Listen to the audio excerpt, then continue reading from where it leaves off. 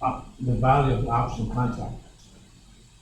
Each option contract is based on 100 shares. You cannot simply say, I want to buy an option on 10 shares. That's not the market. That's why I had to wait to have money to buy NVIDIA call option for December 2026. And it's 1380, the highest price that's available, and it still cost me $5,700. And these Palantir options, they cost me only, 188 per contract. Why? Because stock price is small. That's why, years ago I wanted to buy long-term options on Amazon and Google, but the stock prices were before they split in 3,000s. So one contract would have cost me probably somewhere around 10 to 15,000, depending upon the cycles. Unfortunately, we can't do that. It actually gives me an idea. Maybe we should have an ETF for options. People simply can go ahead and buy whatever they want. I don't know why not anybody's doing it. All right. So let's get a function in VBA, and using that function, we can also calculate those Greeks. Another question we're going to ask is, the first question has a name. The answer to the first question has a name. It's called delta.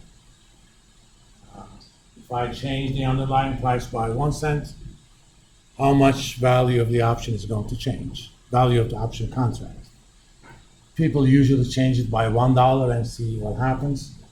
They actually do a derivative, but I'm not going to get in there. I don't want to use calculus in this class unless I have to. The second question is, what is the change in delta when the price changes by $1? If the P&L stream was linear, that second number, the answer to the second question, we call it the gamma, the answer would have been 0. But all options have actually positive gammas. And delta actually changes. We're going to ask another question. What happens to the option price when one more day passes? Options, especially out-of-the-money options, are decaying assets. If you buy an out-of-the-money option and nothing happens in the market, price remains exactly the same, volatility remains exactly the same, value of that option decays over time. Because the closer you get to the maturity, the less chances there are for you to finish in the money. The third question we're going to ask, what happens to the value of the option if the interest rate used changes by 1 basis point? That's called the roll. And finally, we're going to do something called Vega, which is what happens to value of the option when value of the option contract when volatility changes by 1 basis point. So you go from 69% to 69.01%. And during some times that volatility increases. For example, especially on shorter term options, about a week before an earnings announcement, the volatility starts jumping. I actually took advantage of that, and I'm going to take some more advantage of that soon. Let me show you. There's my Robinhood. Come on, man, I want you to go down. Even today it's up. Because I sold all my Palantir interests. Well, at least NVIDIA is not down. I sold a put option on Robinhood at $10, and this expires on the 16th, which is not this Friday, but next Friday. And I think they announced their earnings on the 13th. Look at the implied volatility on this animal, 93%.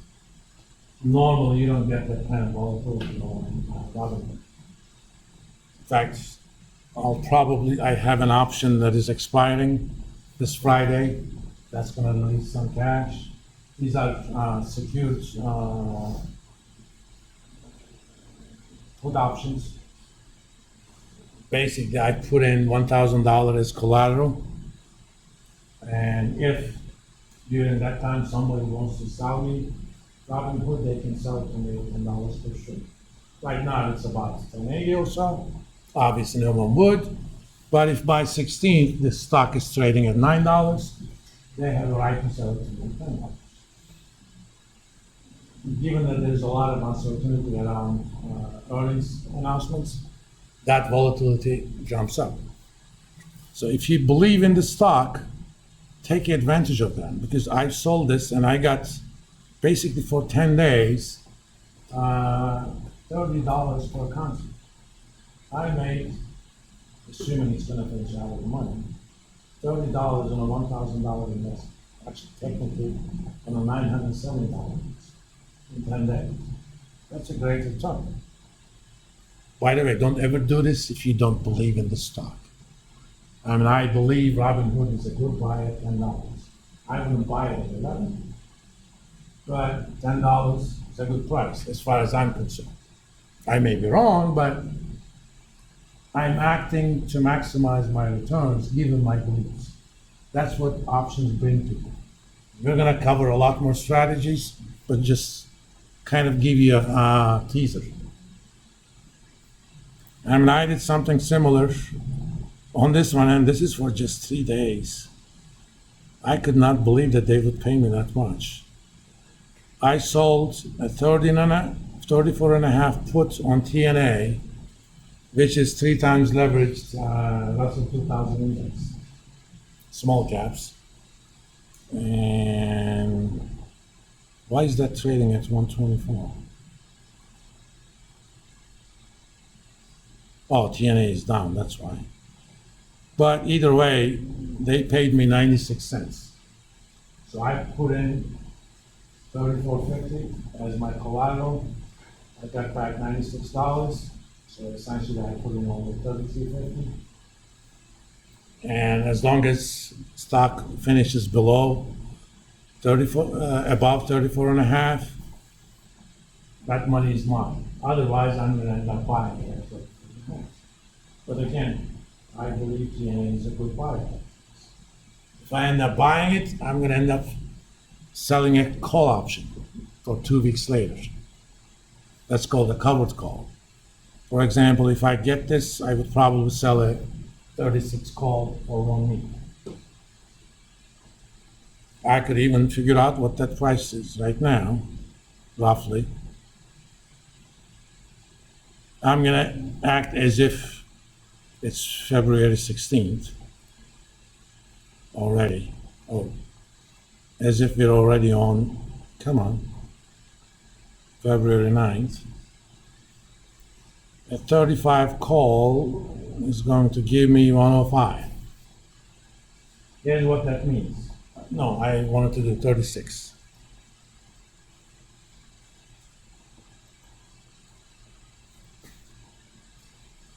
Then I sell that, somebody's going to give me $71 per contract. And if TNA finishes above 36 on or before February 16th, I have to sell my 100 shares at $36. But I'm not complaining. I bought them at 34.5. In fact, net, I bought them at 33.5. There is only kind of, we call this in economics disappointment aversion. You're going to be disappointed. If the stock finishes at $45, you basically missed at $9. But hey, that's life. I mean, if you really believe that it could go there, don't do that. But I don't think it's going to do that. I think the market is going to be kind of, relatively speaking, sideways for a while.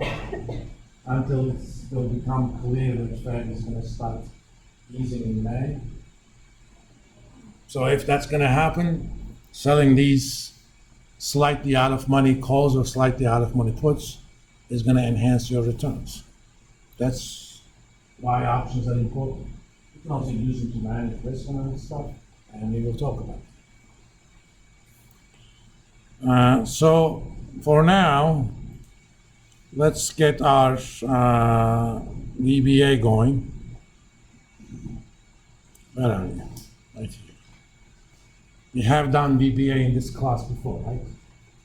Have we? I think we did. No, we have not. So, again, if you have not taken Finance 301 from me, you may not have seen this. We have to make sure that your computer has this developer tab. Okay? That's basically the tab to write the code. If you don't have it, click on one of the tabs, right-click on the ribbon, hit customize the ribbon. Again, if you're using these computers, you have to do this every time. But it looks like all of you have your own computers. And make sure that that developer tab is checked. One thing you may notice that your developer tab is not in the same course as mine, because you can customize the location on those. I am left eye dominant, so I put stuff that I use the most all the way to the right.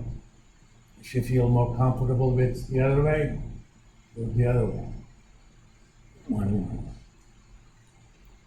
Suppose I wanna move this just before data. Hit OK, you're gonna have your developer tab. Again, you have to do this only once. For some reason, Excel does not turn it on as a default. I don't know why. And under Developer tab, hit Visual Basic. I already have some code in this sheet because this sheet also does GoalSeek and other stuff. But let's assume you don't, or you just want to create a new white page to write your code. Pick your file name. That's my file name. And let's extend it anyway.